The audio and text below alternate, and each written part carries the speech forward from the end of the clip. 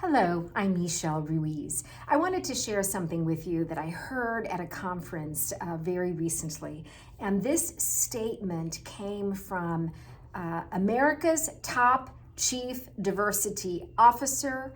Her name is Dr. Janice Underwood, and she is the Chief Diversity Officer at OPM, the Office of Personnel Management, basically the HR arm of all federal agencies. And so she was sharing what the federal government is doing to comply with several executive orders as they pertain to diversity, equity, inclusion, and accessibility.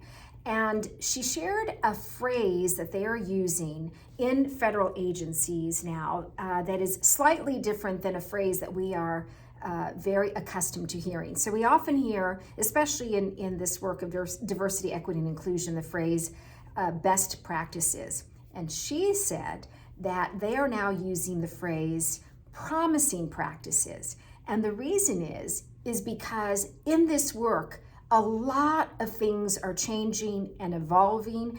And if we say best practices, it assumes that we've gotten to a certain level, we've achieved what we need to achieve, and there's no room for improvement. And an example would be what we've learned from the pandemic, right? There were practices that were in place before the pandemic, and then of course, the pandemic taught us a lot of things about equity and inclusion, and so things have been changing. So you might want to consider rephrasing strategies and call them promising practices rather than best practices.